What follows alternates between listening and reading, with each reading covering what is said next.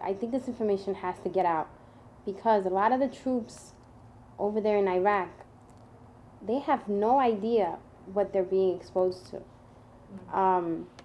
When they come back, if they're not knowledgeable about what's really going on now, they're not even going to get tested for depleted uranium. If they have headaches, they're just going to think they're stressed out. If they get swelling, they're just going to think it's because of the heat. You know, what's going to happen when they get their wives pregnant? And the same thing that happened to my child happens to their wives. Do we have to have hundreds of babies to be born the way my child is born for the government to say, you know what, there is a direct link between depleted uranium and birth defects? Does it have to be a numbers game? The same way there's a numbers game to get all the troops deployed to go to Iraq to fight a senseless war? I don't think any child should be a number. I think it's a life. Every life that was lost in Iraq is a life. It's not a number. And I think their family members should start questioning the government because everything is being in a cover-up. Nobody wants to hear that.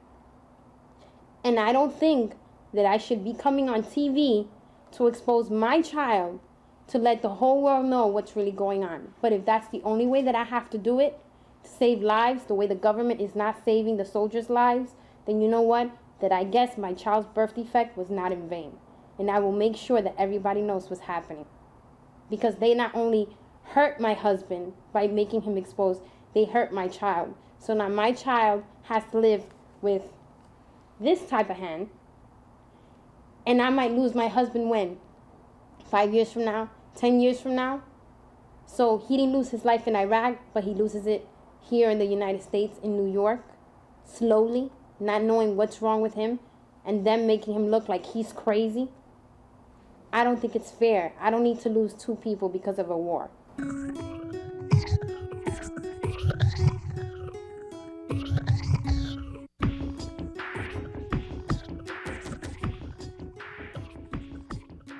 Radiation has a long history.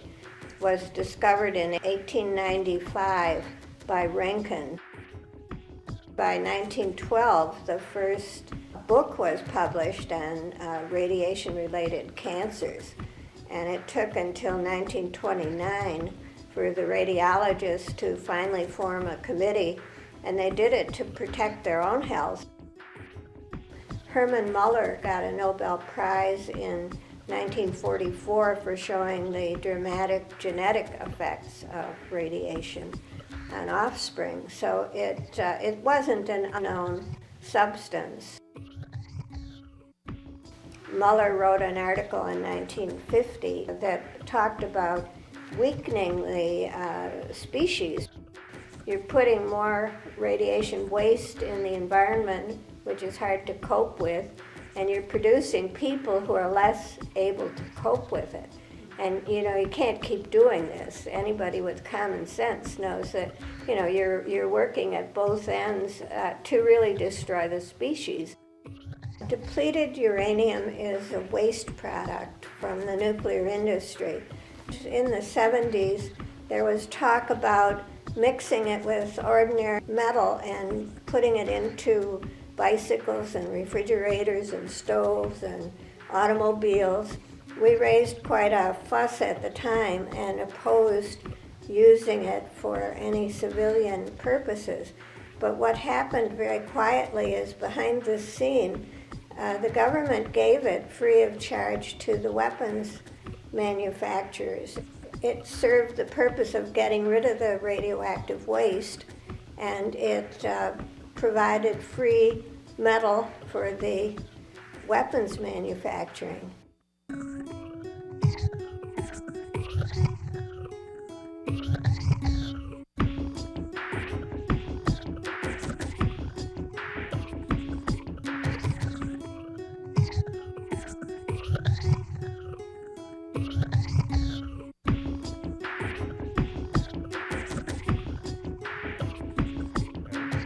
They have a weapon that is unbelievable. If you are only interested in fighting wars, you have a trump card weapon. Nothing can withstand depleted uranium. There is no tank, there is no armor that can withstand a depleted uranium shell.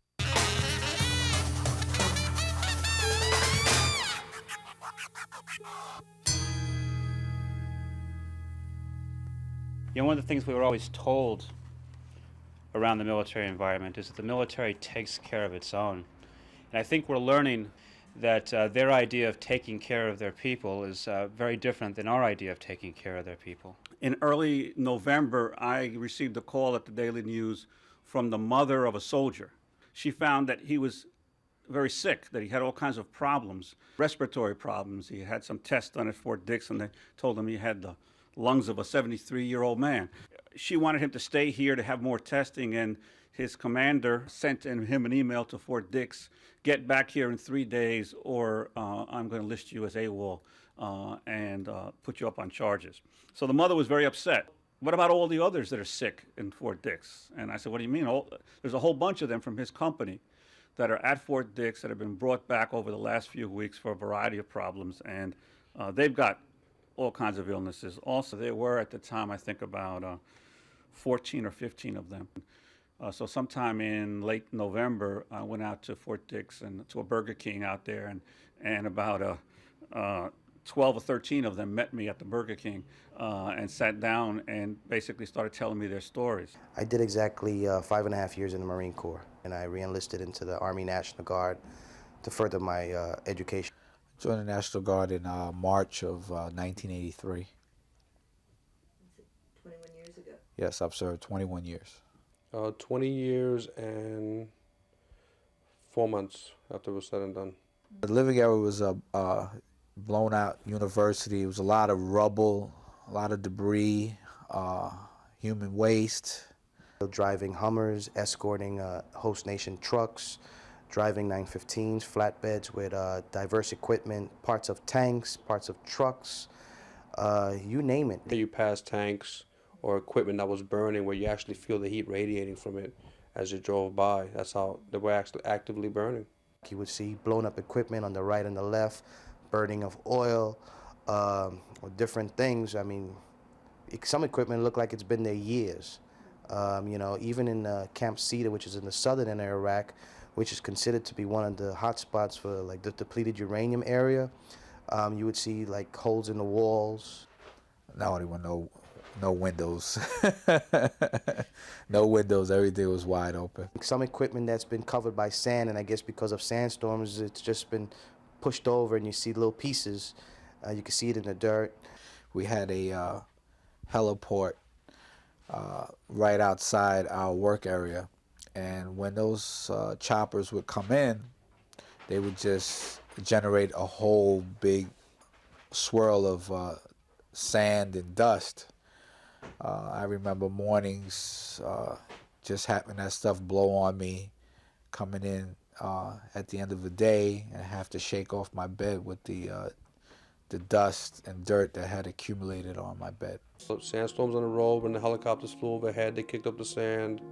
When you went out on patrol or did your job and came back, all your cot, your personal gear, everything was filled with sand or some kind of film that was on it every day. You just couldn't explain, no matter how much you cleaned it.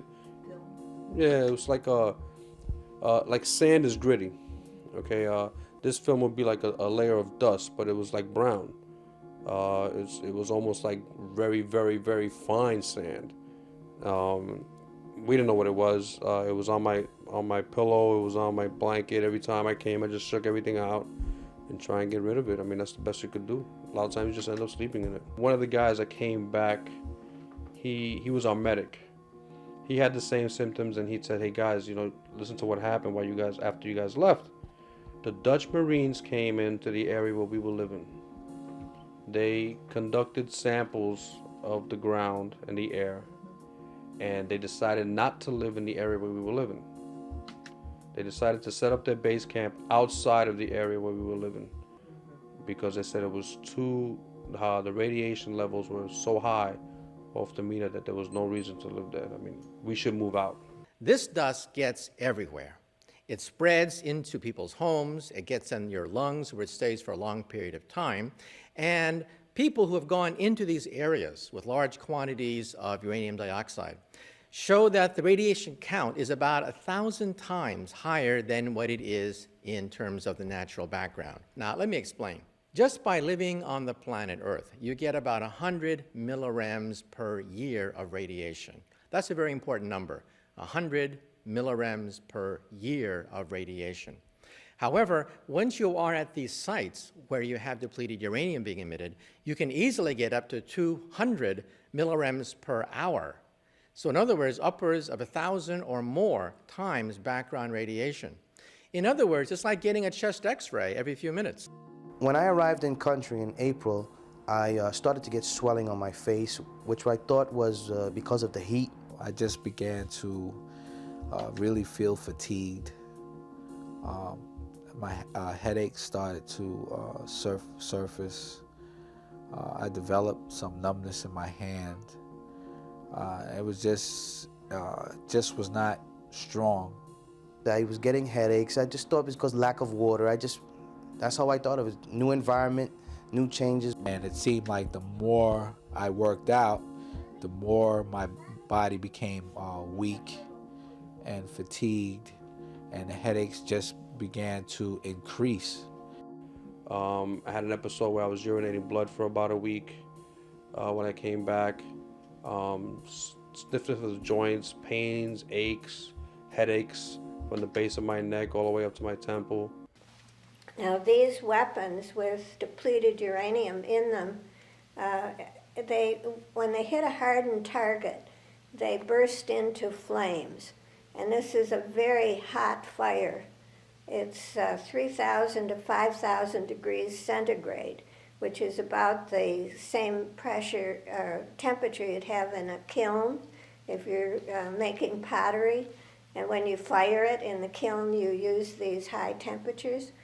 So what happens is the uranium forms an aerosol, which is an extremely small particle, and at the same time it's fired or heated to such a high temperature that it melts actually, and it forms like a glass.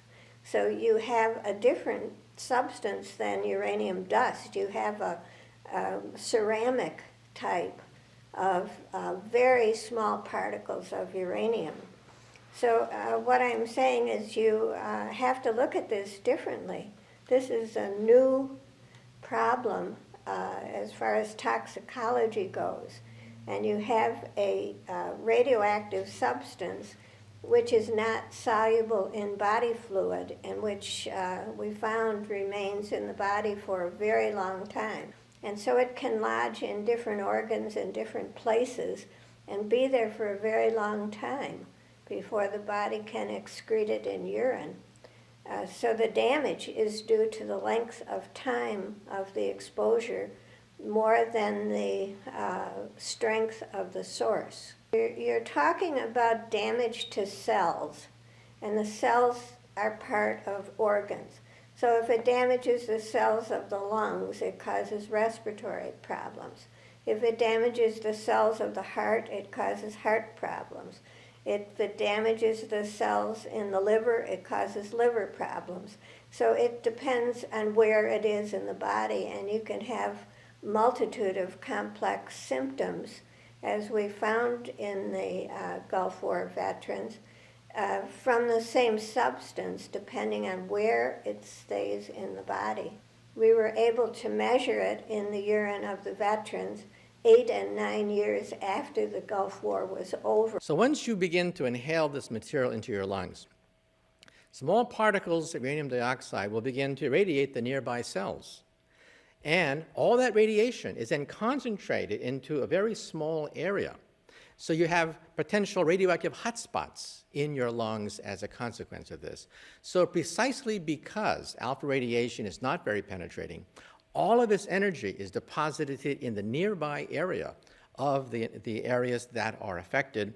And the Pentagon itself now mentions the fact that there's a possible kidney, lung, and liver damage. What was found on the MRI they felt was not at the cause of my headaches. I was told that I had some things attributed with aging. I'm 42 now. I was 41 then.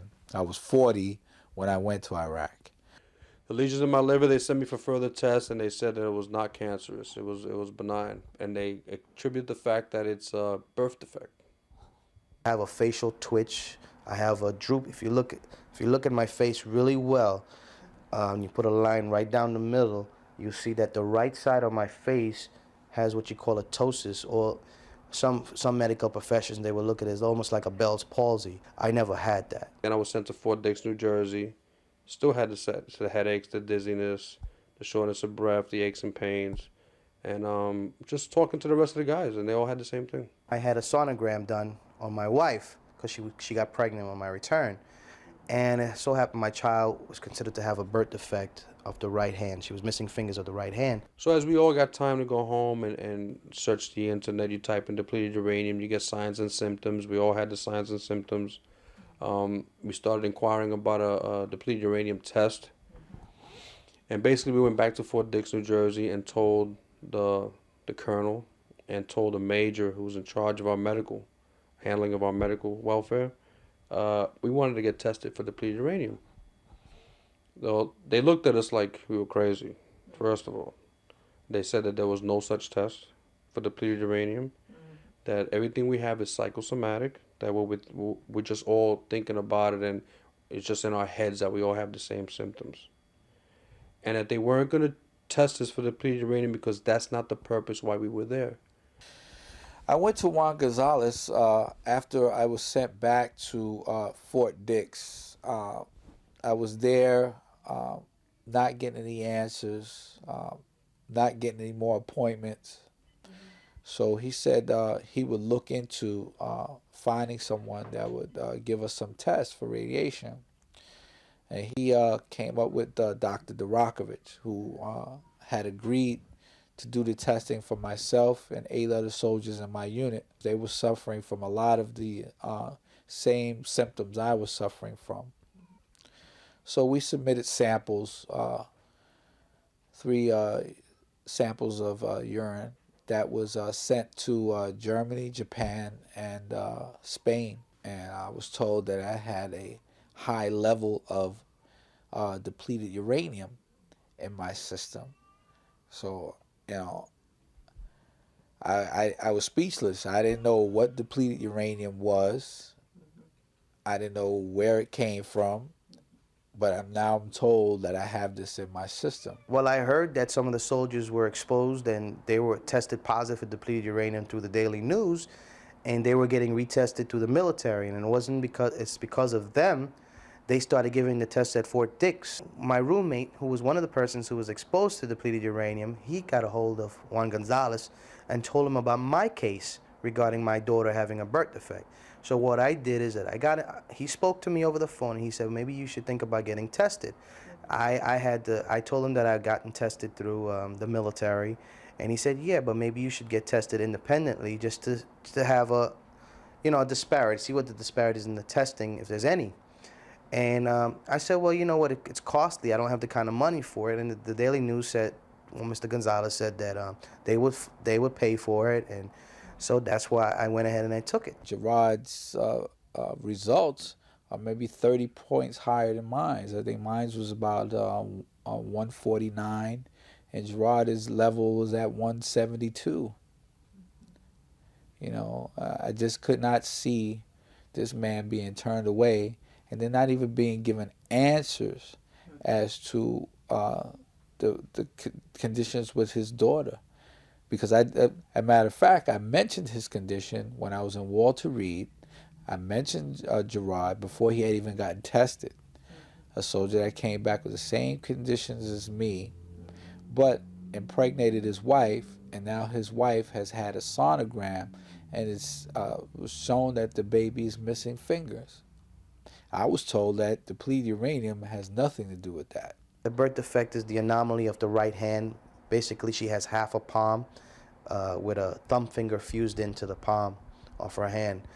And I really didn't pay it any mind. And then a couple weeks after that, Mr. Gonzalez calls me up and says he has the results of my test. And when he said that I was exposed, I was like, what? I said I couldn't believe it. I really couldn't believe it first thought. And then he told me this is what it is, and you know what, you have almost 0.30 nanograms more than the soldiers who were living in the southern end of Iraq in the train station. So I was like, he said, that could be attributed to your child having a birth defect, because there's studies that show that depleted uranium causes birth defects, and there's a lot of long-term effects that could happen. The amount that we found in your urine, it could be 10 times more that in your lungs. This is just a minute amount that we found in your urine. So I had this rage in me, and I feel like I needed to research everything. And my wife started researching everything, and then we found pictures of birth defects of babies down in Iraq. And when I looked at the picture of a child's hand, and I saw my child's hand, the picture of my daughter's hand and the picture of this child's hand is the exact same.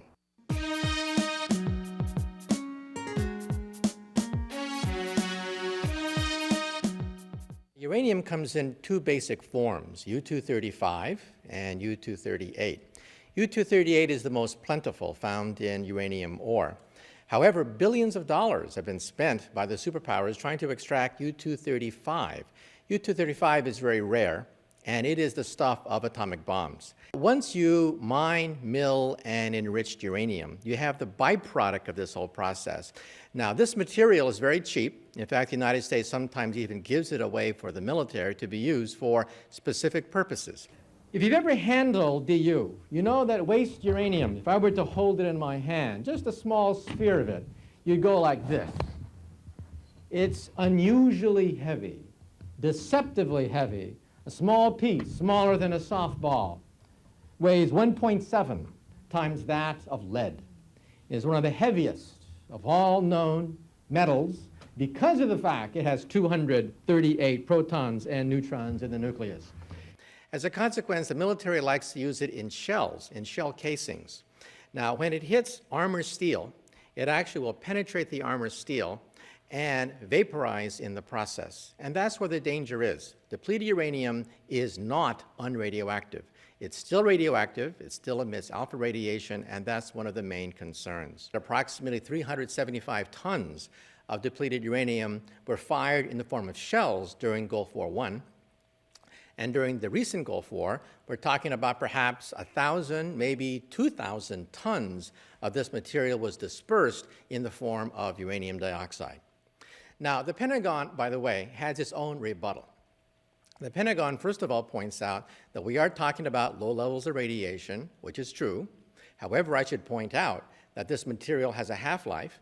The half-life of U-238 is more than 4 billion years. That's approximately the lifetime of the solar system, the sun, the earth, or about 4.5 billion years old. Uranium is basically an alpha emitter. There are three kinds of basic radiation, alpha, beta, gamma. Uranium is primarily an alpha and a gamma emitter, and alpha rays can be absorbed by tissue paper. Therefore, what's the problem? Well, there's a problem here. Precisely because alpha rays can be absorbed by tissue paper, most of the energy is then lost in that tissue paper, causing an enormous amount of damage per centimeter, much more than you get with beta radiation. Think of a crowd, and you have a speeding car plowing into the crowd. The car, of course, does not go very far into that crowd of people, but think of the damage. Think of the damage caused by the car plowing into a crowd of people. That's alpha radiation. So precisely because alpha radiation is not very penetrating, all of its energy is deposited in the nearby area of the areas that are affected. And the Pentagon itself now mentions the fact that there's a possible kidney, lung, and liver damage. The Pentagon's own documents reveal the fact that, yes, there is a distinct health hazard. In fact, the military personnel are warned to stay about 75 feet away from this material precisely because it is radioactive. Gamma rays will go right through lead. You can encase DU in solid lead, and you'll have some gamma rays coming out. Now, this is without people's permission, not to mention the fact that even if you are in a tank sitting next to the depleted uranium shells in their shell casing, you're also being exposed to large quantities of gamma radiation because you are in close proximity to these shells.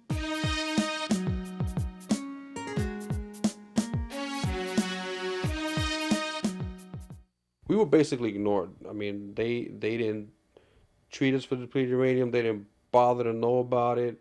It wasn't until Dr. Durakovich and the Daily News gave us a test, and the results came back, that we went to Fort Dix, New Jersey, and basically said, okay, here you go. There's no such thing as depleted uranium. There's no such thing as a test with psychosomatic. Here's the results. We took a test, and 9 out of 10 of us are positive. When I produced that document, it just sent off an alarm throughout the whole hospital. I was then instructed to meet with some medical personnel, Lieutenant Colonel and Lieutenant Colonel Mercer, I believe was his name, Colonel Hack. It was another lieutenant and a civilian. And we were in this room for maybe 2.5 hours, 3 hours. It was a very long session. And at that time, I was asked why I felt, out of all the soldiers in Iraq, that I was exposed to depleted uranium. Where do you get this from? Who's this? And they're looking at it, and we're showing where it's coming from, the Depleted Uranium Institute, and who resided with the test, which is Dr. Rakovich, and we gave him copies of it. That was like on a Thursday. By that Monday morning, there was 4 colonels there from Walter Reed Hospital that came down to see us. Did I know anything about depleted uranium? Was I in any exploded vehicles, around any burning vehicles? Was I in any vehicles that had been hit? My answer to them were, no, not to my knowledge. I don't know what was in the areas that I was in. All I know is that I had this test done when the Army would not test me, because I had asked about the situation in Fort Dix, and I was told that there was no known testing for depleted uranium. We even brought up the fact that, could it be possible when the helicopters are landing and taking off, could it be possible that they lift up these particles of sand that have depleted uranium on it, throw it back into the air, and we can inhale it? So, he went on to ask, well, who performed the test? I told him Dr. Durakovich, Anson Durakovich, and they told me, yes, they were aware of him. He's an activist, but they never mentioned that he used to work for them. And he was he was an officer in the military. My answer to that was, I am not an activist. My position is not one of an activist. My position is as a concerned soldier who has health issues that wants to have them looked into. Not only for myself, but for the other soldiers that are there, especially my unit that is still in country. If I've been exposed to something, I'm quite sure that they've been exposed to the same elements. We've been in the same areas. The article came out in the news, and we were on the front page of the Daily News, and it kind of gave a wake-up call to, I guess, a lot of people who's just been keeping it silent. I started getting phone calls from everybody, telling them that they're sorry, to know this is what has happened. But from the military standpoint, nobody knows where my test is, but they have the paperwork. I believe that since this depleted uranium exposure issue has come out, I sort of feel I've been unfairly treated in certain situations. And, it just leads me to wonder, why, when a soldier is concerned about, soldiers are concerned about certain issues, that they're looked upon in a negative way. And then the next day, the Colonel Washington from Walter Reed, she's the chief of preventive medicine at Walter Reed, she calls me up and tells me she only has the paperwork, the questionnaire that I filled out. And I told her, I have my questionnaire, and you have your questionnaire. But the third one, which is you have to fill out in triplicates, supposedly is with the bottles. So she said, we don't have any record of it. When they did their testing, and I got the results back, they told me that my levels were too low for them to test. That my levels were at a safe level. Between 7 to 8 nanograms is supposed to be a safe level. So my levels were below that. So I didn't argue the issue. They didn't have the hard facts yet, but they gave me some numbers. And when I said, okay, I sent that back to Mr. Gonzalez, who in turn then took it to experts, took it to Mount Sinai. One individual that he took it to was a gentleman that developed the testing method that the Center for Disease Control uses. And he says there's no way, with the numbers that they've given this soldier, that they can test with that equipment the levels of depleted uranium in his system. Other soldiers that have returned and have gone to the VA on the instructions of the Army, the military, have gone to the VA. Those samples have been sent out to Baltimore and have not come back with answers. Other soldiers that have gone to the Army and had their samples done at the CDC, Center for Disease Control, a lot of them have not gotten their results back yet. One soldier in particular had his done at Fort Dix, and somehow his samples were lost.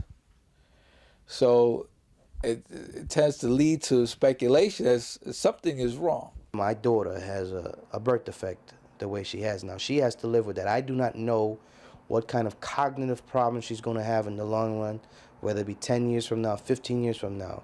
I don't know.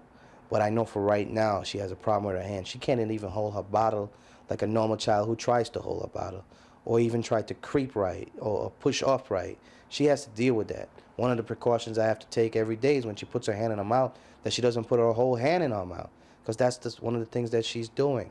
You know what I mean? I have to deal with that. Do you know what it is to have a child who have her nail growing into her skin? It starts to bleed. You know, some people don't even know how to cut. I don't even know how to cut it. I have to just wait till it gets soft and blow it so it peels off.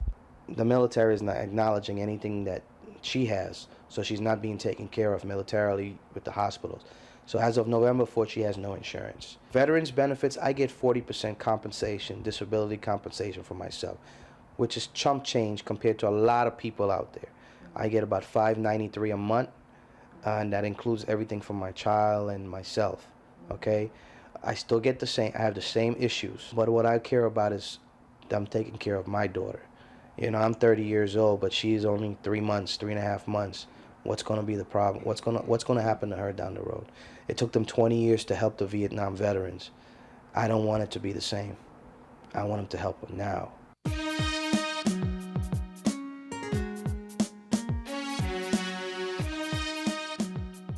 Depleted doesn't really mean that it's not radioactive.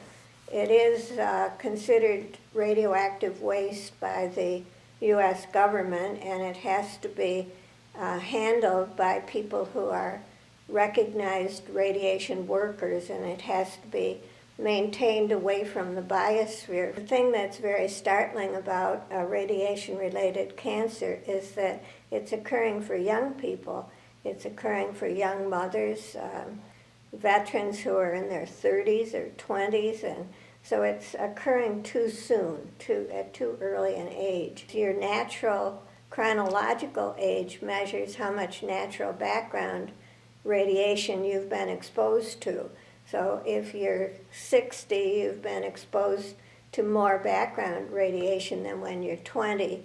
And you don't feel it maybe at 20 or 30, but you do at 60. So it's cumulative damage to the cells. It's a very slow process, and it's accelerated at these low-dose radiation exposure levels. When you look at radiation exposure, you not only look at the strength of the source, and it's actually lower strength in depleted uranium than it is in natural uranium. But you also have to look at how much time the person is exposed to it. And this is pretty simple to understand, because everybody knows if you go out in the sun, 15 minutes is not the same as 3 hours. So as it's the same source. So as you increase the length of time, you increase the the damage. Don't just fall down and die. What contamination builds up in your body, and radiation shortens your life. Take a look at where your money goes. They built a worldwide nuclear show. You gotta get up and tell them no, you don't wanna be irradiated. They won't tell us, and they won't talk about it. I mean, they'll brag about our might and sound, shock and awe and all the rest, but they're not going to do anything that builds up a movement or opposition to what they do, because they read their history at the War College and they know that in war the countries that have prevailed have been overwhelmingly those with the better weapons. If all else is equal, those with the better weapons win. So when you have bronze and they have wood, you win. I did have a meeting with Pentagon officials, and their argument, they had several arguments. One that really struck me was that there are so many more hazards on the battlefield. This was minor, so the depleted uranium, when there are bullets flying all around you and missiles, was not worth bothering with. That was one argument. And the other was that they didn't really believe that all these bad effects could be connected with radiation. There's no excuse for saying it's not as bad on the battlefield as bullets, because it leaves the soldiers able to fight on the battlefield, but it makes them sick after they go home, and their life is ruined. So in many ways, it's more deleterious. But it's used because it's a very effective armor penetrator. It's incredibly dense. It's more dense than lead. And it slices through tank armor like a knife through warm butter. It's used in many weapon systems, including the M1 Abrams tanks, the M2 Bradley fighting vehicle, Tomahawk cruise missiles, the A-10 Thunderbolt, known as the Warthog, and the Navy's Phalanx anti-missile system, which is on board every ship in the U.S. Navy. I was tasked by the Pentagon through an order to General Norman Schwarzkopf, who then sent the order down to D.G. Zulus to clean up the depleted uranium mess following the Gulf War, a Pentagon directive that I received as an Army medical officer. Within 72 hours of my team, the depleted uranium team, going up to clean up the mess in the Gulf, we were sick. And we have never been well since. What happened is we contaminated the environment, and it's all been proven. Ramsey Clark, Damasio Lopez, Doctors Without Borders, whole groups have gone in there and verified this stuff. We sent troops in there again since 1991, and they're still going in there. They're coming back sick right now. I had a report from the Army not even 48 hours ago where the troops that just came back are already sick. Total casualty count now, confirmed Department of Veteran Affairs casualty count, and this includes me, because I got a disability for confirmed uranium poisoning caused by U.S. use, is 221,502 warriors. 1/3 of the Desert Storm Force is now on disability, official disability from the Department of Veteran Affairs. Now that doesn't include everybody that they denied care to, that they denied service connection for.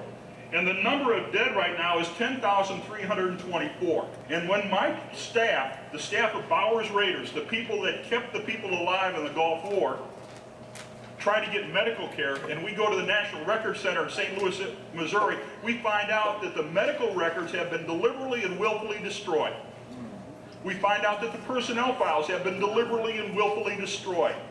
Not a question, 100% verification. We filed an Inspector General complaint, and after 1 month, they still haven't found the records. And we find out all over the world the same thing is happening. With my headaches, my diagnosis was linked together with post-traumatic stress disorder. So it doesn't matter that my headaches happened in the country and they persisted, and they still persist to this day, whether I have any stress or not. The Army has determined that my condition has been attributed to post-traumatic stress disorder.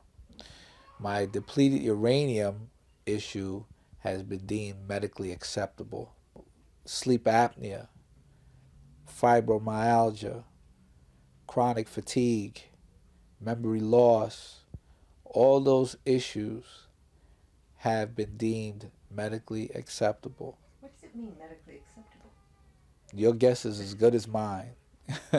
Means that I don't want to give you compensation, is what I think it means. I've also been given a percentage as a single soldier with no dependents. I don't know how that happened with the information that I've given them.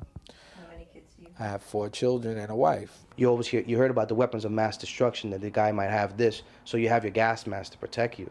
But you don't know anything about the DU, which might be the weapons of mass destruction that they have, that we are hurting our own selves with. You hear?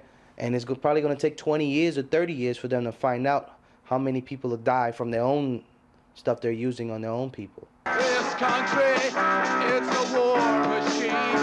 The killers ride around in limousines.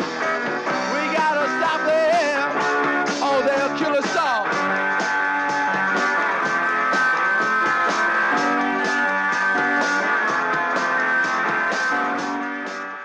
The Pentagon clearly considers the contamination of its own soldiers, of the environment, of millions of civilians, an acceptable cost.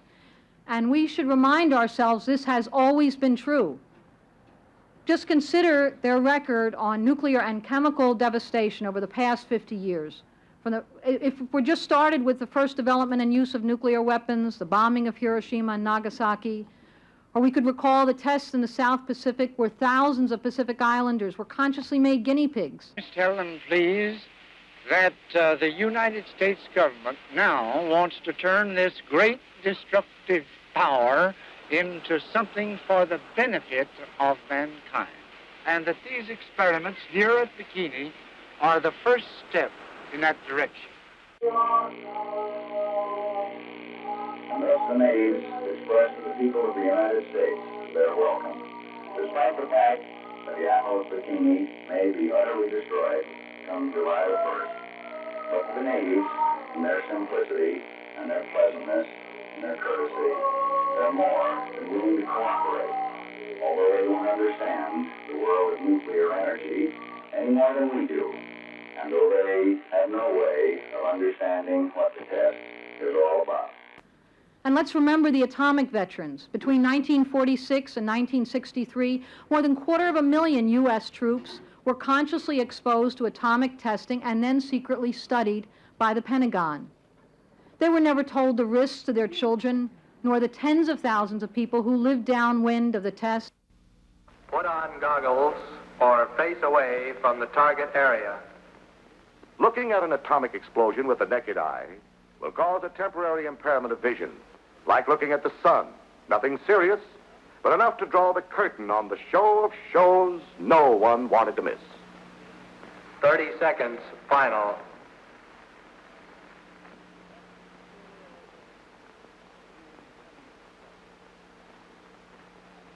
Bomb away.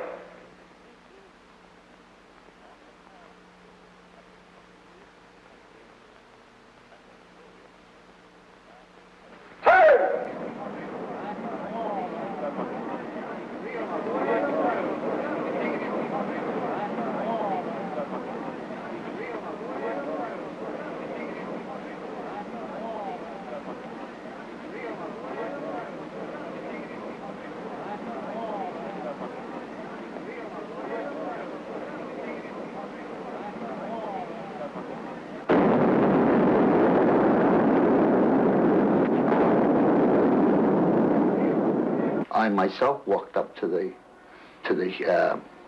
the bomb after it was ignited. Yes, the mushroom cloud was still in the air on our way up towards it. We walked across ground zero. Sometimes we'd stay up there for a long time, and it goes a long way up too. By the time it goes off and you turn around from that light to look at it, there's already a mushroom cloud started up. When you read the film badge, we had an actual reading, and these were entered into one log. Then We had a second set of books, which the records were to reflect that he did not exceed his daily allowance. They processed them, DuPont or General Electric. We were human guinea pigs. At the time, we were being used. Oh, my one boy, he would have been 18. He died in '66, 21 months after he was born. He was born without an esophagus and stuff like that. I have had cancer of the colon. In the course of that following week, I believe it was, the child died. But there's one thing about radiation.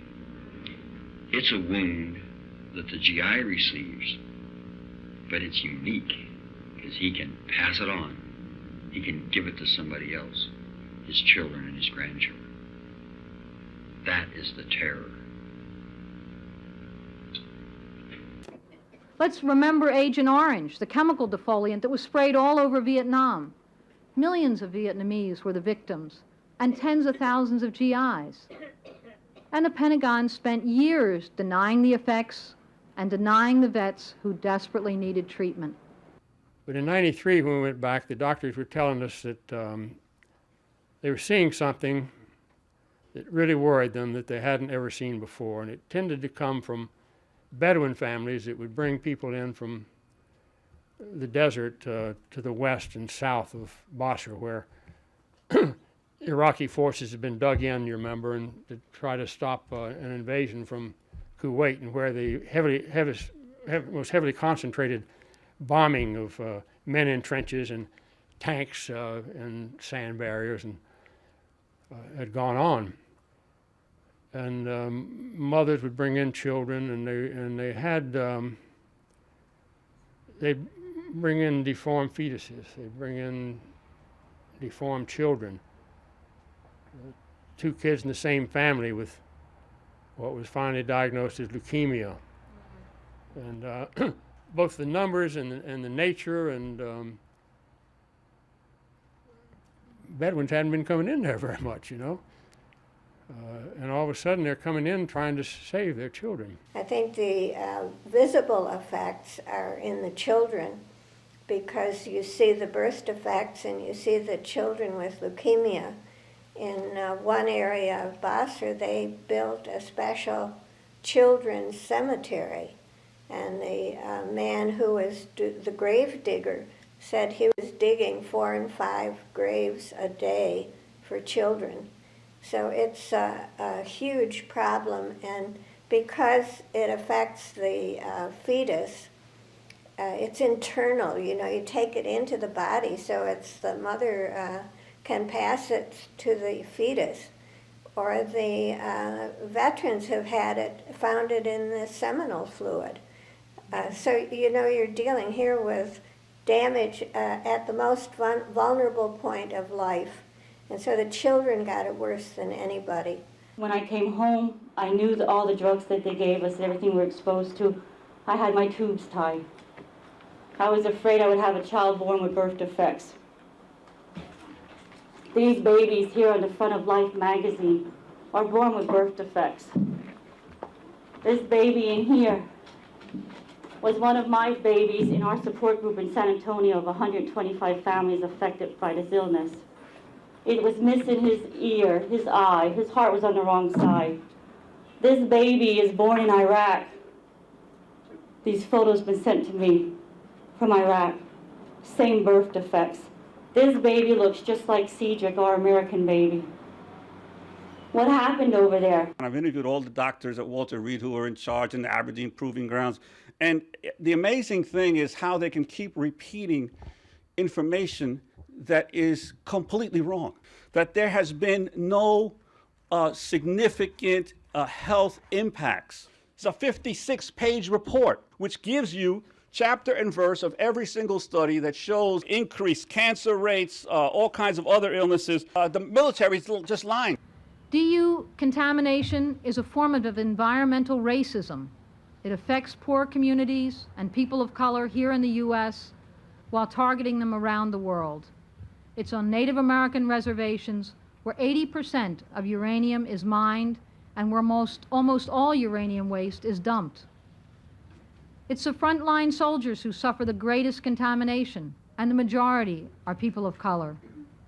Nor is it any surprise that DU assembly and testing facilities are mostly located in the poorest communities. Oh, my country, we shall free you from the ones who try to bleed you.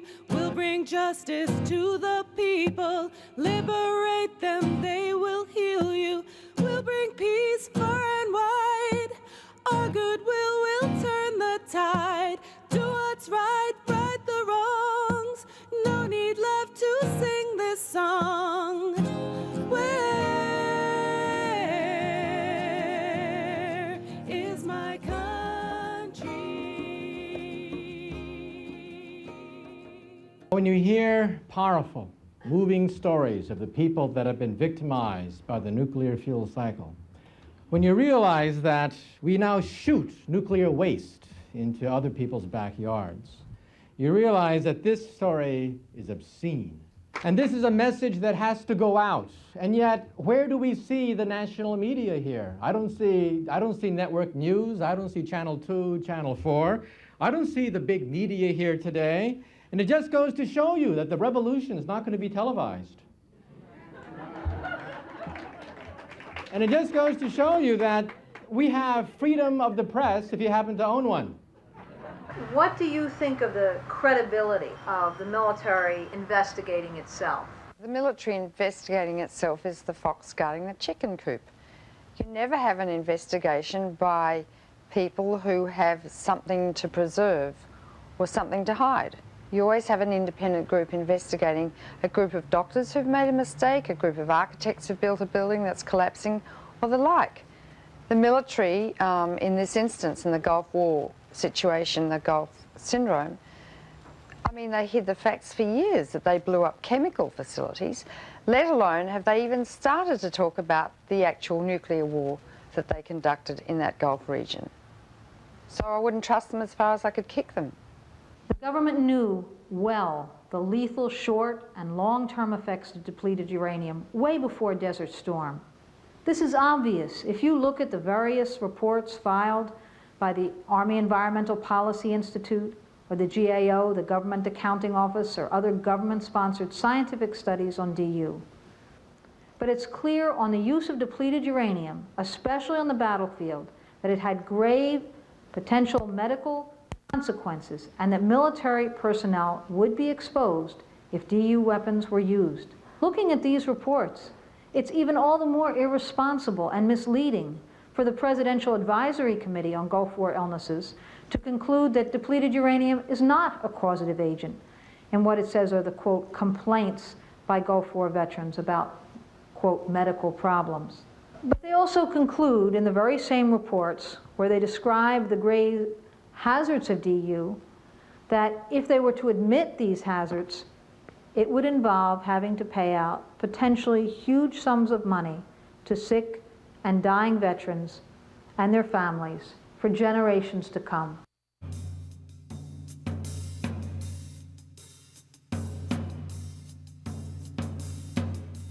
Today, there is no weapon that can challenge the Pentagon militarily. There's only one thing the Pentagon fears. That's people informed and mobilized and angry. It's the only way testing stopped. It's the only way wars are challenged. It's the only way Agent Orange was packed up. We can accumulate information, we can bring people together, but information is not enough. You must take a risk. I must take a risk. All of us who are organizing this effort must take a risk, and as one speaker said, do something. The symbol of our challenge, this is the moment for DU. We can't come to grips with this. Is it conceivable that it is acceptable by any human standard that we would permit for one moment, one shell of depleted uranium to be used, to be manufactured, to be stored? Oh, stop it now, end it now, abolish it, prohibit it forever, and make it the war crime it is. Remember, there's one thing more powerful than a hydrogen bomb, and that is the power of a people united, a power of a people educated, a power of a people enraged, that this obscenity is being committed against other people. But I believe this is a winnable battle. When the American people realize that we're shooting nuclear waste into other people's backyards, poisoning our very own, inflicting unparalleled casualties on other people, then I think the American people will rise. And we will see the day when nations feed our DU, our swords, into plowshares. Information is power. And information, when it's mobilized, it actually undergoes a chemical transformation. It becomes outrage. And then it has explosive potential. Potential to force great, sweeping changes. And that's our secret weapon.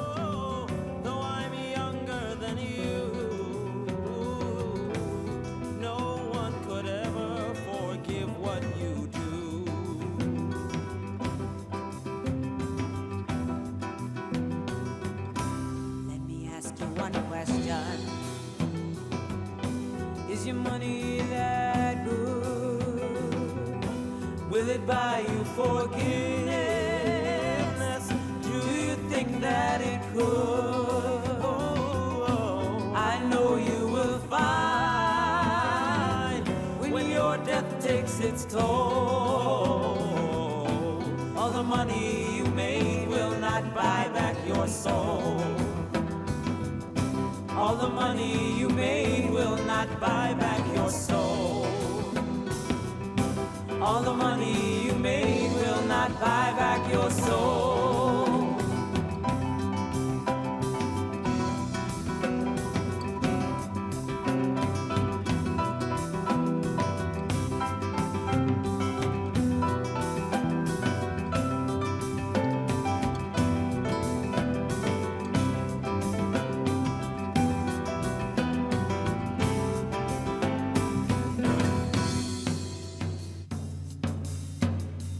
Masters of war,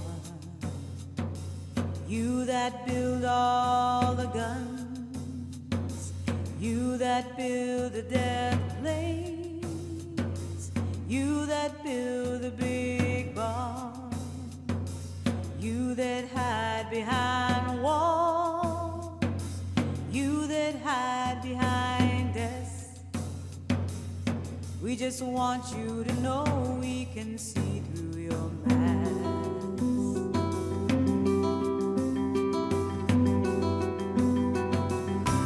Let me ask you one question.